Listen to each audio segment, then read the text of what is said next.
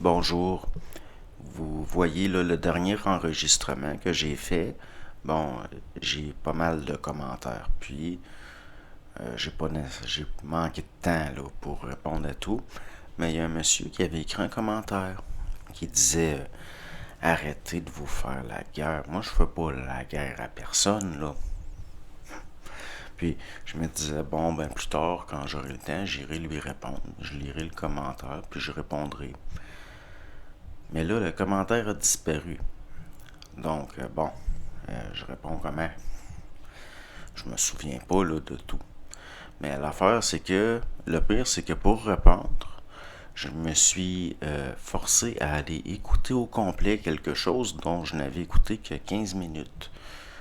Donc, je me suis dit, bon, ben, il faut être objectif. Je vais l'écouter au complet, puis je l'ai écouté au complet. Puis, moi, à mes yeux, ça commence à être grave. Ce qui était arrivé, entre autres, c'est que, bon, il y a de plus en plus des cas au niveau là, de gens qui auraient vécu des enlèvements par des extraterrestres.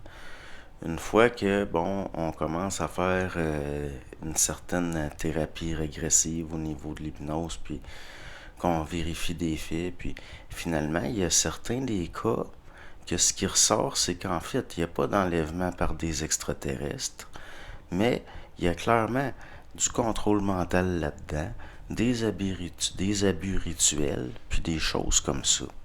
Puis, c'est des pistes de travail, des hypothèses de travail que ces gens-là dont je parlais ne veulent pas entendre parler.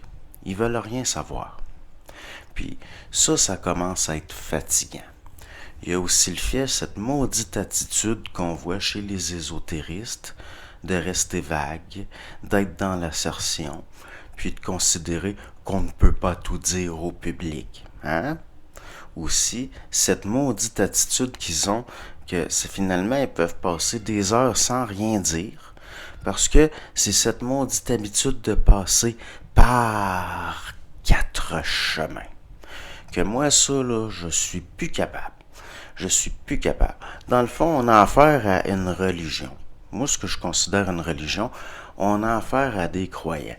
Parce que je réécoutais ça, puis, ah oui, hein, l'OVNI de la place Bonaventure, ça peut pas être une opération de guerre psychologique par des militaires. Ces gens-là sont dans l'assertion que c'est des explorateurs de l'espace qui ont fait une apparition. Et c'est là où moi je dis, wow là, un instant, un instant. Parce que là, ça commence à être grave. Il y a tous les éléments de croyance, comme on le voit chez des êtres primitifs. Prenez les papous qui faisaient des avions en bois, qui essayaient de reproduire des avions en bois, de refaire des antennes en bois pour communiquer avec les dieux, parce que quand ils voyaient des avions, des antennes, ils pensaient que ça avait été donné aux Blancs par des dieux. Puis ils essayaient de les reproduire en bois. Puis c'est ça, là, les maquettes d'OVNI, là. Ça revient à ça. C'est comme des papous fascinés par de la technologie qui pensent que ça vient des dieux puis qui la reproduisent. Tous les référents que j'ai entendus viennent entre autres de la fiction, des films, des séries, toutes des affaires américaines tout le temps. Puis pourtant, on le sait que sous Reagan, il y avait un programme lié par rapport, à mettre dans le public l'information par rapport aux ovnis, puis qu'au fond, oui, c'est lié à plus tard possiblement essayer de regrouper les États-nations sous un seul gouvernement. C'est quand même curieux que tout ça arrive en même temps. Moi, c'est ça que je dis. Il y a quelque chose là-dedans qui marche pas. Ça fonctionne pas.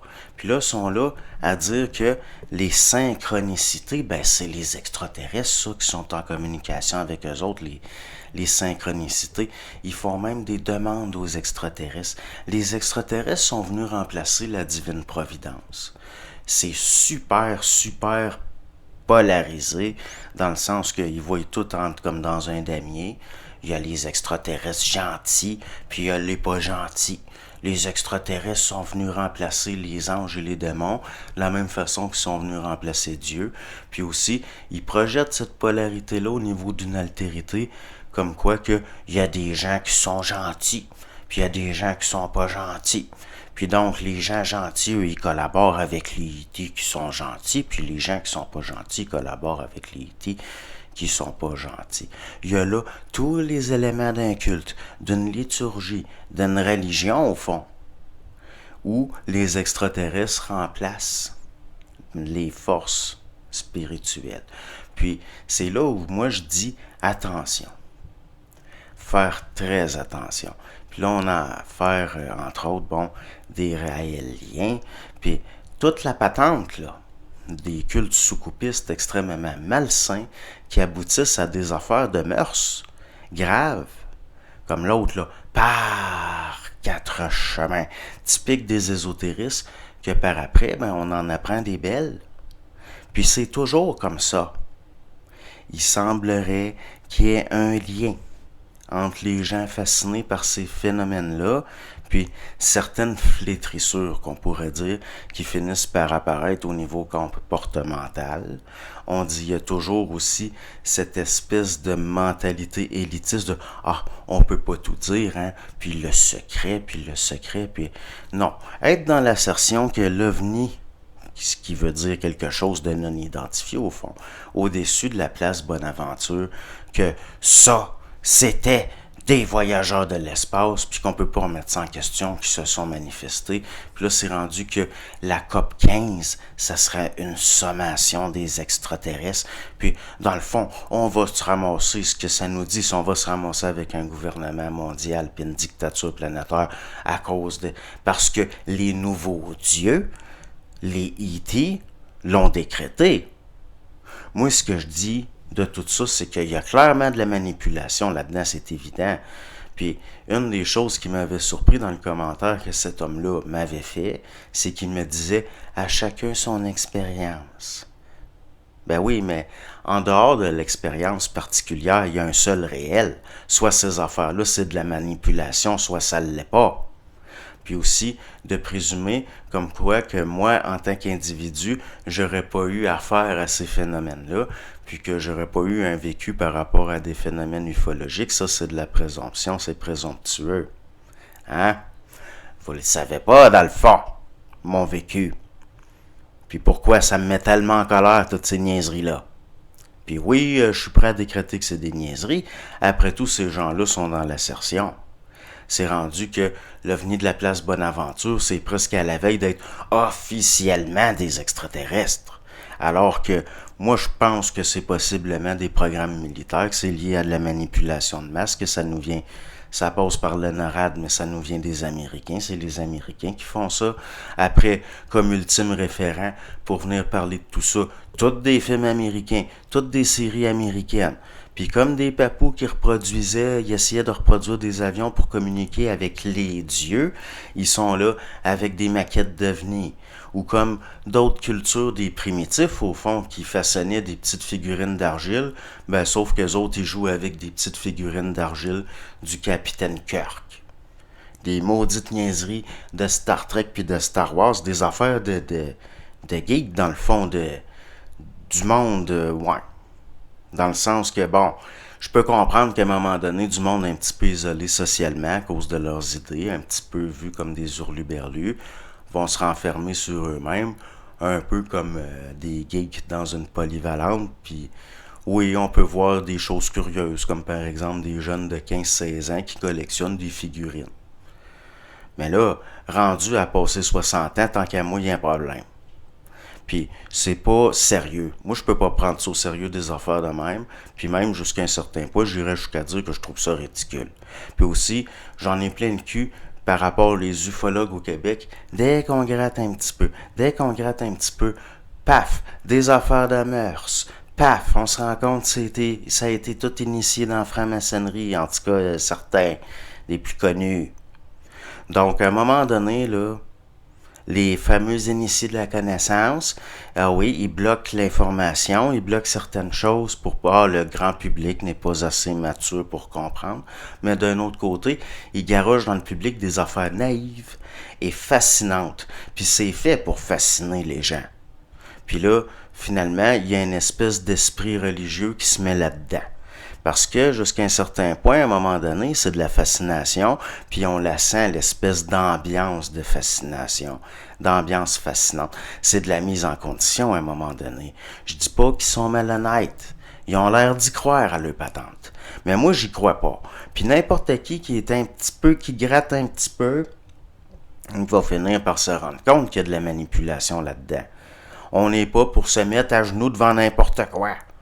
Parce que certains ont décrété que ces êtres-là étaient de bonne foi, puis blablabla. Moi, je suis même pas certain que c'est réellement on a affaire à ça, là. C'est possiblement autre chose. Possiblement autre chose. Puis, je considère qu'on n'a pas le droit de rejeter toutes les hypothèses de travail possibles ou de spéculation possible, tout simplement parce que ça fait pas notre affaire ou parce que ça fait notre affaire. À un moment donné, là, je veux dire, là, on est dans le temps de Noël, là. On est dans le temps de Noël, puis on voit des conneries à la télévision du genre, est-ce que la mère Noël devrait prendre plus d'importance que le Père Noël? Des choses que, comme si Noël, là, ça c'est la fête du Père Noël. Voyons, c'est la même chose pour vos maudits extraterrestres. C'est la même affaire. Oui, il va possiblement avoir quelque chose qui va arriver en janvier 2023. J'ai bien hâte de voir ça. J'ai bien hâte de voir ça.